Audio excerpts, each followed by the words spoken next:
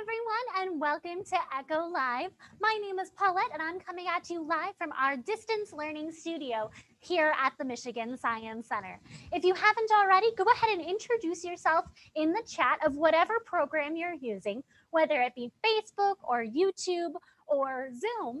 That'll be my way of communicating with you throughout the program. So go ahead and introduce yourself in the chat. And today we're going to be talking all about comets. So I'm really excited to be talking about comets today because there's a really cool comet that is actually visible with the unaided eye. So without the use of telescopes or binoculars, we should be able to see it. So if during the program you have any questions, feel free to put those in the chat. And I'm going to ask you some questions too. First off, has anyone seen the comet yet? It's called Comet Neowise, and you can see it either if you go outside shortly after sunset or early in the morning. I'm muted. Can you guys hear me yet? Let me know if my audio is coming through. Okay.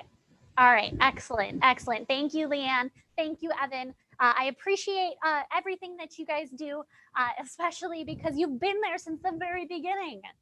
So thank you, thank you, thank you. So for the comet, it's called Comet Neowise, and it's visible if you go outside shortly after sunset or shortly before sunrise. And we'll talk a little bit about where we can find this comet up in the nighttime sky. But first, we're going to talk a little bit about what comets are. So right here, we have an image of a comet. This was the astronomy picture of the day just a couple of days ago. And this is a picture of the comet taken over Stonehenge. Now, like I asked, has anyone seen the comet yet? Because if you've seen the comet, it probably doesn't look like this image right here. Cameras actually take up more light and they absorb more light than our eyes are able to see.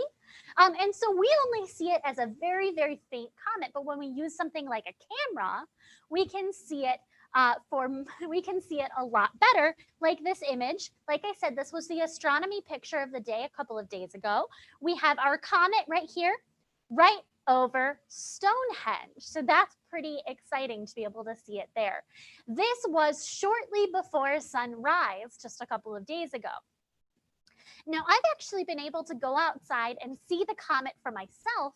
And again, we'll talk a little bit about how we see the comet in just a little bit. But first, I want to talk to everybody here a little bit about what comets are. So here in our studio today, we are going to create a comet. Comets are basically just dirty snowballs out in space. But for this, I am going to use something called dry ice. For those of you that have been watching Echo Live for the last couple of months, probably are familiar with dry ice. You can get it at the grocery store. Usually in the Michigan area, Meijer sells it. It's up near the front. So that's where we actually get our dry ice. But dry ice is very, very cold. Does anyone remember how cold dry ice is? Anyone remember how cold dry ice is? Remember, it's much, much colder than regular ice. How cold is dry ice? Anyone remembers? Let's see.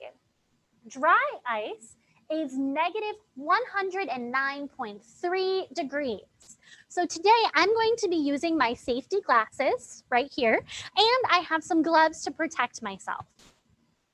But before we get to the dry ice, we're going to put this comet together. So imagine I put on my little imaginary chef's hat, and we're going to make this comet right here inside of our bowl.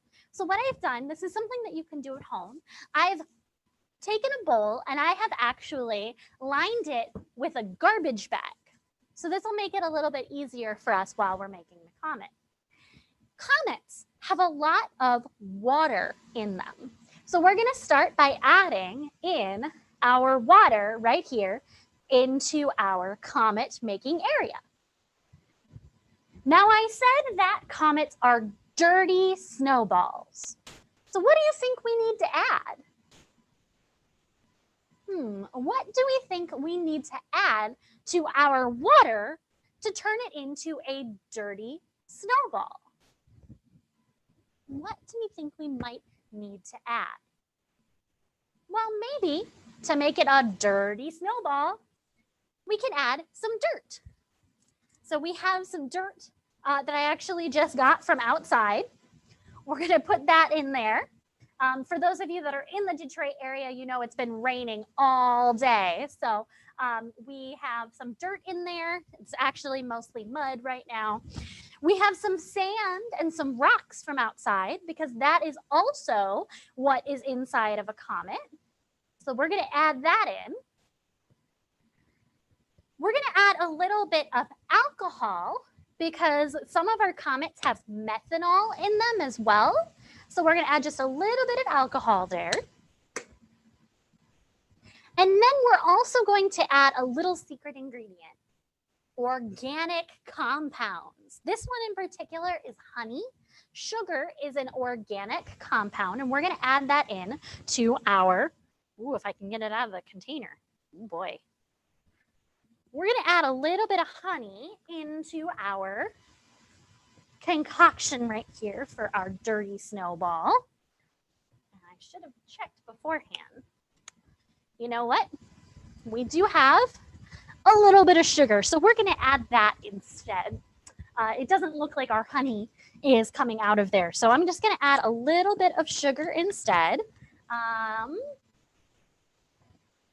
Little bit of sugar into our dirty snowball or our comet instead. Oh man, Evan, it's sunny and 108 degrees. I'm actually not super jealous. I'm not a big fan of the heat, as we learned last week. All right, so we're going to add a little bit of sugar to that. Excellent. So we have our organic compound or our sugar. We've got some alcohol or methanol in there. We have some honey. We have water and dirt. We also have, let's see. Oh yeah, we also added a little bit of sand, right? There's also one more secret ingredient that we're going to add to our comet making mixture right here. So our comet mixture, we also have something called ammonia in most of our comets. What household item or mixture has ammonia in it? Does anybody know? What might you use at home that has ammonia in it? I'll give you a hint. You might use it to clean your glass or your mirrors at home. What compound that we have at home contains ammonia? Well, it turns out that ammonia is in our glass cleaner. So here I have, it's also in urine. You are correct. Uric acid and ammonia, you are correct. But we're not going to put urine into our comet today. We're going to put Windex instead. Now, the Windex is, of course, the same color as my backdrop. So we're going to go ahead and get rid of our virtual background so that we can see this a little bit better. There we go. All right, so we're going to add just a little squirt of ammonia or Windex or any glass cleaning solution that's this blue color. So this is not officially Windex because we don't use brand name stuff here at the Science Center, which is fine because everything still gets clean. But this is that same mixture or compound. And that's something that we can find ammonia in at home. So we have our mixture here.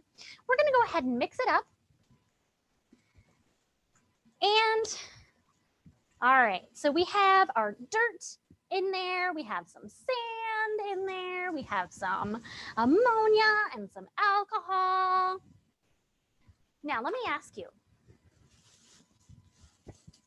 Does this, well, you can't quite see it. Does this look much like a comet yet? Not really. Doesn't really look much like a comet yet. So we're going to add in our dry ice because comets also have dry ice in them, or carbon dioxide ice. I'm going to go ahead and put on my safety gloves now. I'm wearing my safety glasses anytime we put things together. And we're going to go ahead and add in our dry ice to this concoction right here. All right, so these are my special gloves that keep me safe from our carbon dioxide ice or our dry ice. And we've used carbon dioxide ice before here on Echo Live. So you can see it doesn't go to its liquid state. It's carbon dioxide that is in solid form, but it doesn't go to a liquid. It skips that liquid state and goes straight to our carbon dioxide gas. So we're going to add in a whole bunch of dry ice to this mixture.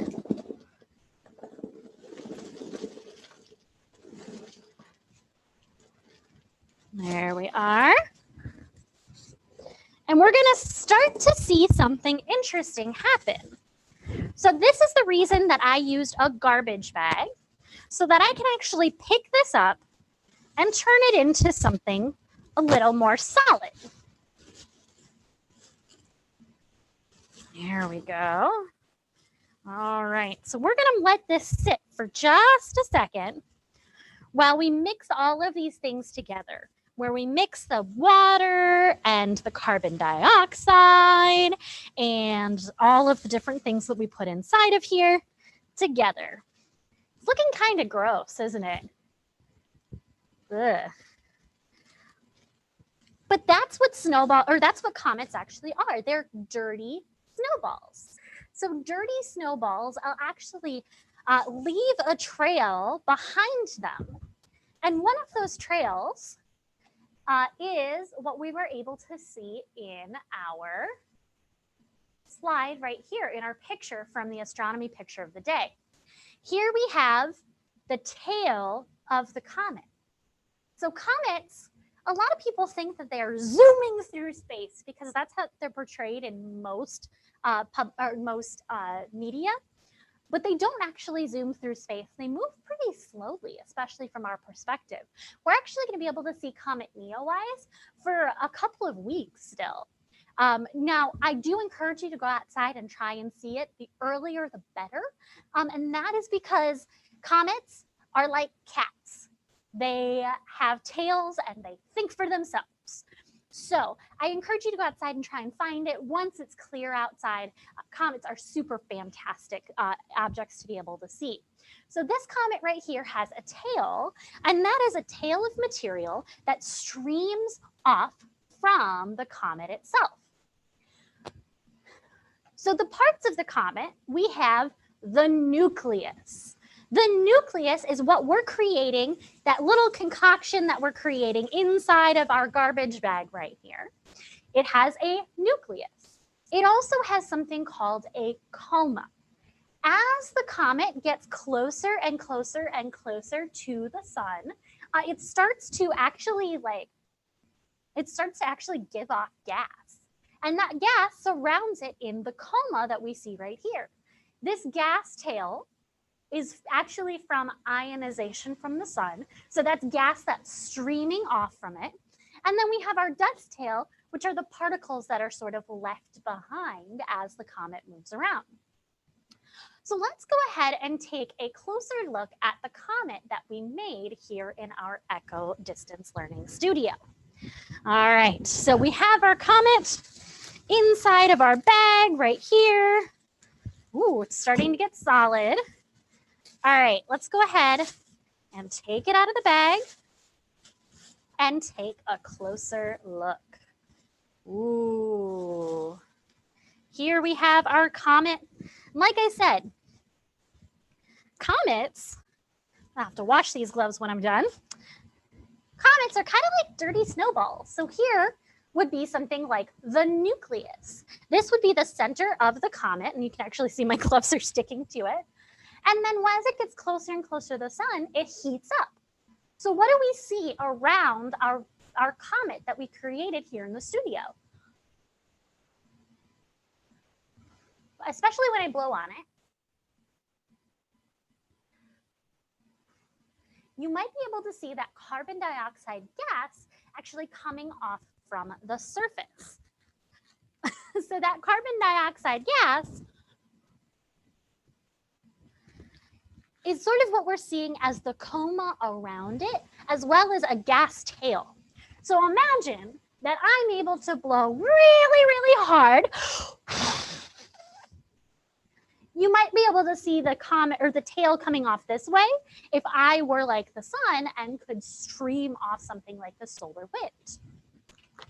Now, this comet that we have here also is starting to give off some dust.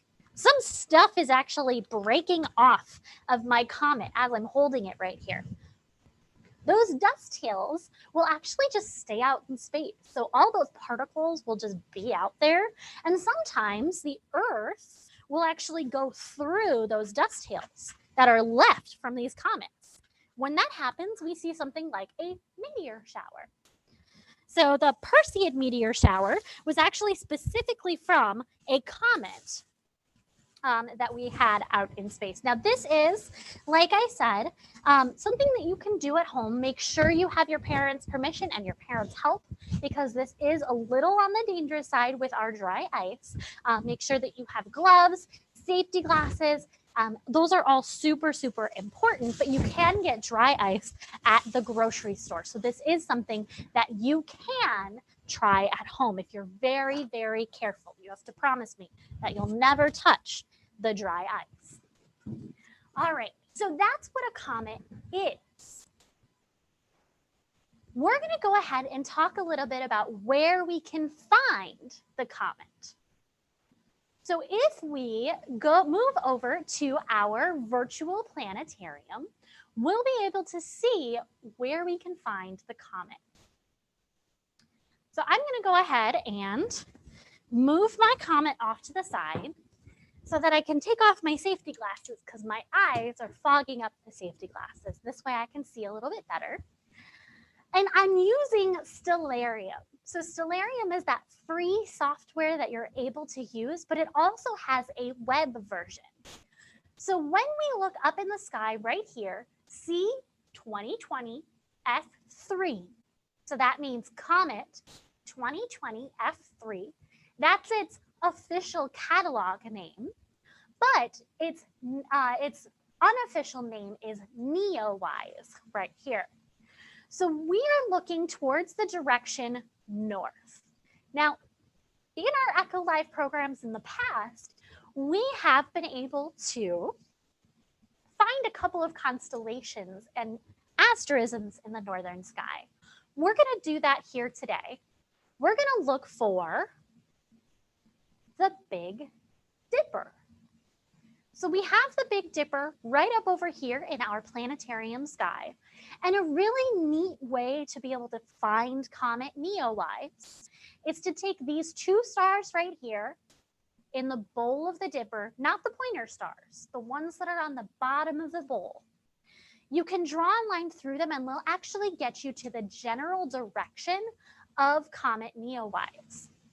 So you're able to see it in the northwest when you go outside shortly after sunset.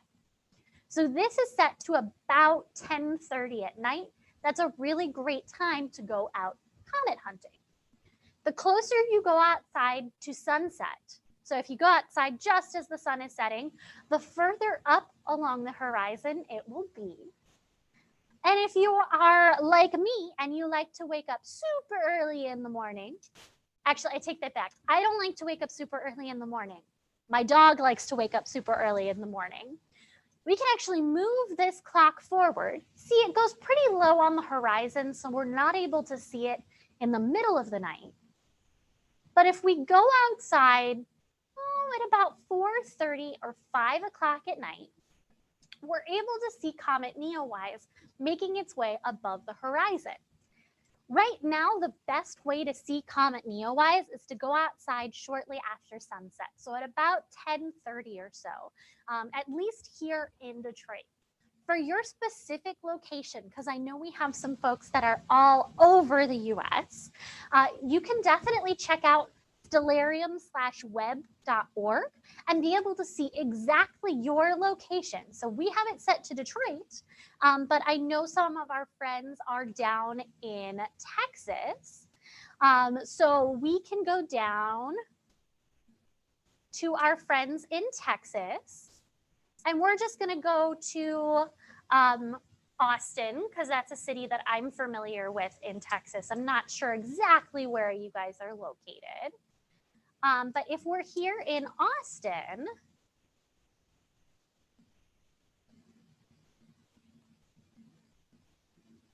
we'll be able to see that location. Let's see. Don't use auto location.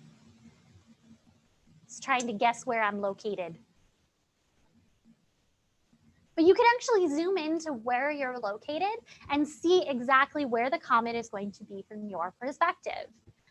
So I definitely suggest trying to use this software to find that comet, because it is super, super cool to take a look at. Now, I'm going to warn you, when you go outside, it's not going to be super, super bright. It's going to be kind of hard to find. But if you have a pair of binoculars, that's going to be your best bet to see Comet Neowise. What I did with my pair of binoculars the other night is I went outside and I looked in the area of the sky where I thought the comet would be, because remember, I followed those two stars in the bowl of the Dipper down toward the horizon, and I scanned that area of the sky very slowly with my binoculars. When I did that, I was able to see where the comet was with my binoculars. It's going to be sort of a faint light, but you'll actually be able to see the nucleus and the tail, mostly the coma and the tail, not the actual nucleus. But you'll be able to see that through a pair of binoculars. Even just a small pair of bird watching binoculars is good. And then once you take the binoculars away, you might be able to see it then. Now, you also might not be able to see it unless you're looking kind of off to the side. There's something called averted vision that astronomers use fairly often. What we do is we look at another object, so another star up in the sky, and we use the corner of our eye to look into the direction of whatever object we're looking at. So, for example, if we were doing that with a comet, we would look at the star that's near it, focus on that star, and use the corner of your eye. Now, I know we've talked about eyes here on Echo Live before. The center of our eyes are very, very good at detecting color. So our eyes are great at detecting color in the center. So we have the cones in the center, and the rods are actually closer to the outside corners of our eyes. Those rods are much, much better at detecting light. So that's why we use the corner of our eyes to look at some of those super faint objects that we might be able to see up in the nighttime sky. So I encourage you to go outside and try and find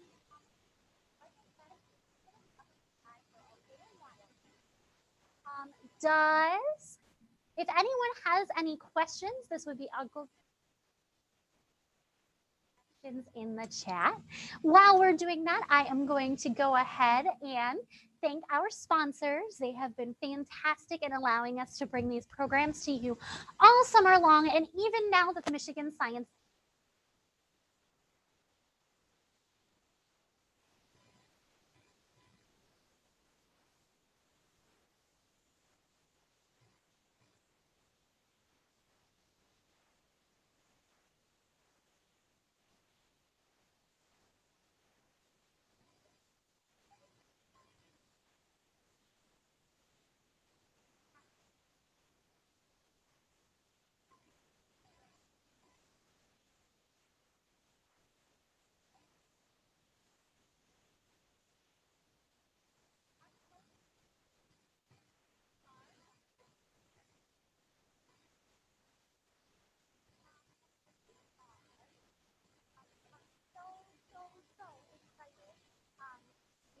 continuing to do these programs for you. Next week on Tuesday, we will see our friend Jasmine. She'll be doing a program here in our Echo Distance Learning Studio.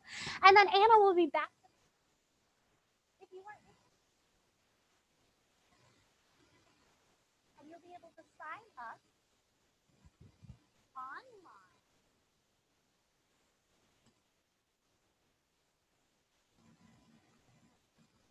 All right. So if you are interested in checking out the Science Center, you can check out our website, and you should be able to reserve tickets online. Don't know what's going on with our microphone today, but that is all right. All right, so we are near the end of our program today. If anybody has any questions, please feel free to put them in the chat. I'll answer them definitely even after our program today.